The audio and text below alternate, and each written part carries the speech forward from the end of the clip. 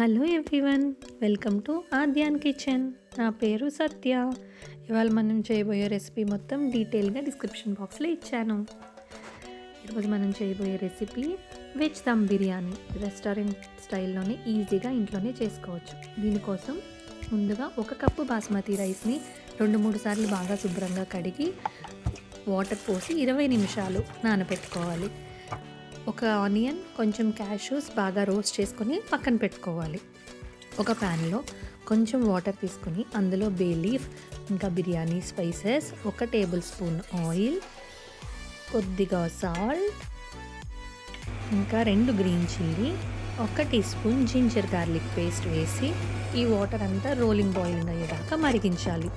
అలా రోల్ అవుతున్నప్పుడు వాటర్ అందులో ముందుగా నానబెట్టుకున్న బాస్మతి రైస్ని వేసి ఒక 80% మాత్రమే కుక్ చేయాలి.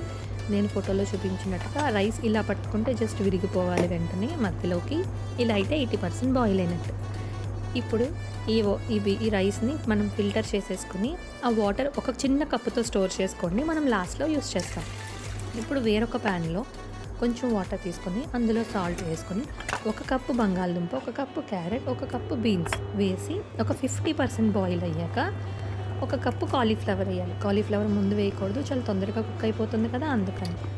1 టీ స్పూన్ పసుపు వేసి 70% కుక్ అయ్యాక ఇవన్నీ తీసుకొని వేరొక బౌల్లో వేసుకోవాలి. ఇప్పుడు ఇందులో కొద్దిగా గ్రీన్ పీస్, ఇంకా బిర్యానీ స్పైసెస్, బే లీఫ్, కొద్దిగా కొత్తిమీర, కొంచెం పుదీనా వేసి 1 teaspoon ginger garlic paste, 1 teaspoon ధనియా పౌడర్, జీరా పౌడర్, ఇంకొక teaspoon chilli powder, 2 green chillies, కొద్దిగా సాల్ట్, ఇంకా పసుపు, ఇంకా 1 teaspoon garam masala, 1 table spoon biryani masala వేసి ఈ మసాలా అంతా ముక్కలకు పట్టేలాగా బాగా కలపాలి.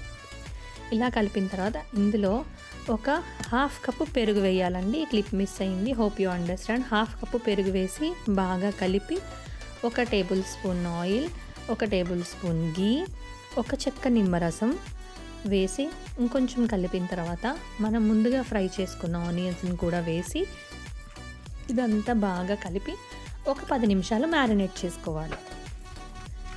ఇలా మ్యారినేట్ చేసుకోవడం వల్ల ఆ ఫ్లేవర్స్ అన్నీ ముక్కలకి చాలా బాగా పడతాయి. ఇప్పుడు మనం కొద్దిగా లావుగా ఉన్న ఒక గిన్నె తీసుకుని అందులో 1 టేబుల్ స్పూన్ ఆయిల్ వేసి కొంచెం షాజీరా వేసి ఫ్రై అయిన తర్వాత మనం మ్యారినేట్ చేసుకున్న వెజిటబుల్స్ అంతా ఇందులో వేసి ఆ కప్లో కొద్దిగా వాటర్ వేసి ఒక 1/4 కప్ అది ఇందులో కలపండి. ఒక్కసారి ఇదంతా కలుపుకొని దీన్ని అంతా ఒక లేయర్లా సెట్ చేసుకోవాలి. ఇప్పుడు దీనిలో మనం ముందుగా వండుకున్న బాస్మతి రైస్ని మరొక లేయర్లా వేసి దాన్ని ఒక సెట్ చేసి దానిపైన కొద్దిగా కొత్తిమీర, మనం ముందుగా ఫ్రై చేసుకున్న ఆనియన్స్, ఇంకా మనం రైస్ వాటర్ స్టాక్ ఉంటుంది కదా అది చుట్టూ వేయాలి.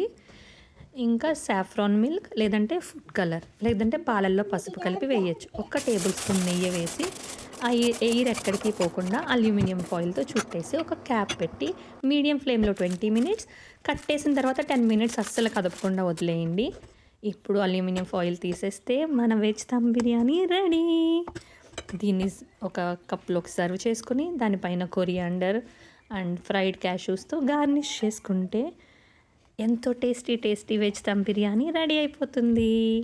హోప్ మీరందరూ కూడా ఎంజాయ్ చేస్తారనుకుంటున్నాను. ఇది మీరు ట్రై చేసి మీకు ఎలా వచ్చిందో నాకు తెలియచేయండి.